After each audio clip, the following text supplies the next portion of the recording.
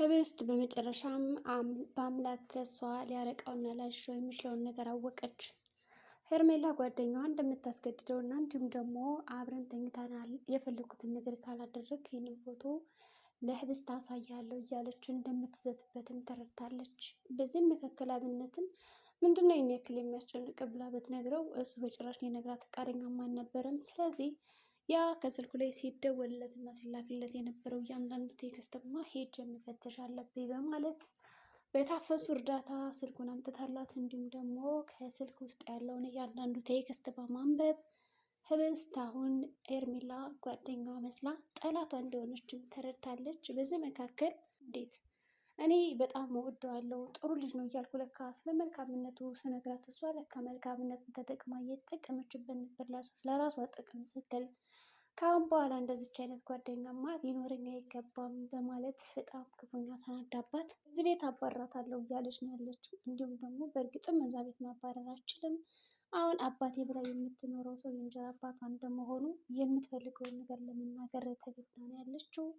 ስለዚህ ይህንን ነገር ለአባቴ ብነግረው በእርግጠኝነት አይረዳኝም። ሚስቱን ብትሆን የኛ የተደለልሽው ልጅ እኛ ሞልቀቃ እያለች አሁን ነገሮችን ታዞርና ታከብድብኛለች። ስለዚህ ምን ባረግ ይሻለኛል የሚለውን ነገር እያሰበች ለእብነት ደውላ ይህች ልጅ ለአንተ ፍቅር አትሆንም ተዋት ትለዋለች። እብነት በሰዓቱ ፍቅር ውስጥ ገብቷል። እንዲሁም ደግሞ አብረው ሲሆኑ እንኳን በጣም እየወደዳት እንዲሁም ደግሞ ደስ እያለ ውስጡ እየፈካ እየሳቀ ነው ያለ እና በዚህ ምክንያት እብነት እንዲጎዳ አልፈለገችም። ነገር ግን ሄርሜላ ብትተዋት የተሻለ ነው። እሱ ለአንተ የምትመጠን ልጅ አይደለችም፣ ልቧ ከሌላ ሰው ጋር ያለ ትለዋለች። ይህንን በሰማ ጊዜ አብነት እየሰማሽው ያየሽው ነገር አለ? ለምንድን ነው እንደዚህ ልትይኝ የቻልሽው? እባክሽ ንገሪኝ ይላታል። እሷም የሰማሁት ያየሁት ነገር የለኝም፣ ግን ደግሞ በቃ ይች ልጅ አትሆንም።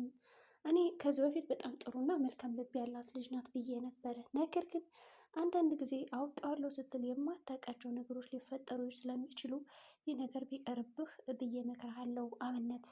እኔ እንደ ጓደኛ የምታይ ከሆነ ይሄ ነገር ቢቀርብ ብላ ትመክረዋለች። በዛ ምክንያትም እሺ ይልና ነገሩማ ማጣራት አለብኝ። ለነገሩ ትናንትና እኮ ሄርሜላ እራት ጋብዛለሁ ስትለኝ ነበረ። ስለዚህ ያንን የገቢ ምንጭ እንዲሁም ደግሞ ገቢዋን ያመጣችበት ምንጭ ምን ሊሆን ይችላል? በመጀመሪያ ደረጃ ይህንን ብር ምን ሰርታ ምን አሳክታ ነው የገቢ ምንጭ ያገኘችው የሚለውን ነገር ላጣራ በማለት ብዙ ነገሮችን ለማድረግ እየሞከረ ይገኛል። ሆኖም ይህንን ነገር ለማሳካት ያደረገውና የሄደበት እርምጃ አንድ ነበረ።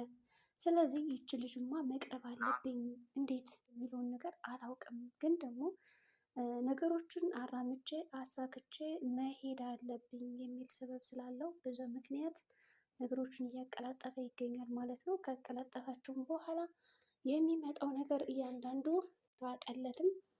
ከባምላክ ጋር የዛኔ ከሆቴል ወጥተው ወደ ቤታቸው በሄዱበት አጋጣሚ እሷ ፎቶ ቀርጸው እንደነበረ እንዲሁም ደግሞ እያስፈራራቸው እንደሆነ ከዛ ጓደኛው ደግሞ ለእሱ ብሎ ተጨንቆለት እንደሆነ ያንን ጊዜ የራሱ ተጨንቆ ወደ እሱ ቤት ሲመጣ ምን አስበ ነው ምን ፈልገ ነው ብሎ ጠይቆት በነበረበት ሰዓት ለመናገር እንደከበደው እንዲሁም ደግሞ እወዳታለሁ እየወደድኳት ነው ብዬ ስለገለጽኩለት ሄርሜላን በዛ ምክንያት ሊያሳካልኝ አልፈለገም። ስለዚህ እኔ ምን ማድረግ አለብኝ በማለት ነገሮቹን በጣም እያሰበ እያብሰላሰለ ነው ያለው። እናም ደግሞ እንዴት አድርጌ ነው ይህንን ነገር መናገር ያለብኝ ብሎ ተጨንቆ ነበር። እኔ ጓደኛዬ ልረዳው አልቻልኩም፣ መረዳት ነበረብኝ በማለት በጣም ያዝናል ማለት ነው ክፉኛ። ከዛ እንደዛ ማዘን የለብኝም አሁን እኔ እውነቱን እንዳወቅኩና ከዛ ደግሞ ምንም ነገር እንዳልተፈጠረ ነግረው ይገባል። ያቺ ልጅ አስፈራርታ ፎቶ እንደተቀበለችው እንዲሁም ደግሞ ሁሉ ነገር እንደቀማችው ማወቅ አለበት። አብነት ጓደኛማ ሲጨነቅ ማየት አልፈልግም። ደግሞ በህብስትና በአብነት መካከል ጣልቃ የሚገባ ሰው አልፈልግም። ይቺ ሄርሜላ እንደመጣች ምንቅር አድርገን ማስወጣት አለብን ተብለው ህብስትና አብነት ይመካከራሉ። ያ አጅሪት ታፈሱ እኔ የሚሄድበት ቦታ አለኝ። ስለዚህ ከዚህ ቤት ያለውን እያንዳንዱ ሚስጥር ጠብቂ፣ አይንሽን ከባሌም ከዚች ልጅም ከአብነትም ማንሳት የለብሽም ብላ አጅሪት ይፍቱ ቤቱን ለቃ ወጥታለች። በእርግጥም ይፍቱ እየታመመች እህታለችኝ ለተወሰነ ቀናት ሄጄ አይቻት መመለስ አለብኝ እንጂ በጣም የምወዳት እህቴ ጋማ ልቆራረጥ አይገባም በማለት ነበር ባሏን እንደምንም አባብላ ፈቅዶላት እንድትሄድ ያሰበችው። ነገር ግን አጭሬ ባለቤቱ እሱ ደግሞ ደስተኛ ነው። እንዲሁም ባዶ ቤት ስለሆነ ማድረግ ያለብኝን ነገር ላሳካ እችላለሁ፣ ድርጅቱን በስም ያደርገዋለሁ፣ ይቺ ሄርሜላም ከመጣች ጥሩ ጊዜ ያሳልፋለሁ ብሎ አቅዶ በጣም አትሂጂብኝ ሚስቴ ያላንቺ መኖር አልችልም እያለ እያባበለ ማለት ነው። ግን ደግሞ እንድትሄድ አድርጓታል። ባለቤቱም የባልና ሚስት ጭቅጭቅ ሆኖብን ነው እንጂ እኮ ብዙ ጓዝ አልያዝኩም፣ ትንሽ ነው የምመለሰው፣ ያለችኝ ብቸኛ እህቴ ናት እና ቢያንስ እንኳን ታማ ልጠይቃት ትላለች። እሺ ብሎ ፈቀደላት። ከዛም ሄደች። እንግዲህ ታፈሱም ቆይ አሁን አንቺ በአምላክና አንቺ እንደው ከአንድ እናት ነው የወጣችሁት? እንደው ግን የእውነት እናትና አባታችሁ አንድ ናቸው? ይህ በአምላክ እኮ በጣም ቅንና የዋህ ነው። አንቺ ምን የት ሆነሽ እንደው ይህን ያክል ክፋትና ተንኮል ከምግብ ላይ የምትመርሽ እያለች ለራሷ ማውራት ጀመረች።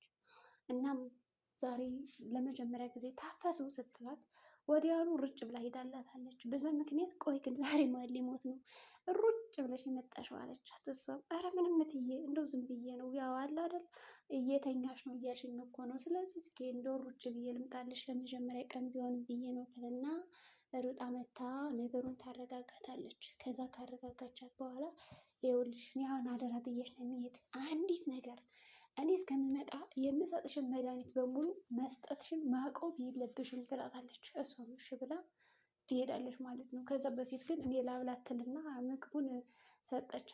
ከዛ ህብስት አልበላም ስትል ምንድን ነው የጠገብሽ? እኛ እንደፈለገን እያጎረስንሽ አልበላም ማለት ምንድን ነው እያለች መናገር ጀመረች። አበናት በዚህ መካከል ከክፍሏ ነበረ። ቆይ ግን ከዚህ ቤት በጣም ሞልቃቃ ሆናለች። በምግብ በምን እያልሽ የምታመጭላት በዋነኝነት ደረጃ የምትንከባከቢያት ግን ልጅቷ አንቺ ነሽ።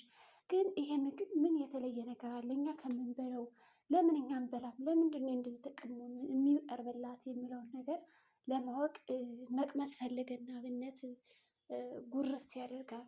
እህቱ በዚህ አጋጣሚ ተንቀጠቀጠች። መድኃኒት ጨምሬበታለሁ ለማለትም አልፈለገችም እና እባክህ ብሎ ትለዋለች። እሱ እኔ ማየት አለብኝ፣ በዛ ላይ ደግሞ እሷ አልበላም ብላለች፣ ስለ እሷ ከጠገበች እኔ ልብላ ይላል። እህቱ ተጨንቃ ነበር እና አስደፋችው። ምክንያቱም በእርግጥ እሱም ስለሚያውቅ ከዛ ደግሞ መድኃኒት እንኳን ብታረጊበት ምንም የሚጎዳ ነገር የለውም አድርጊበት ብሎ ለታፈሱ ነግሯታል።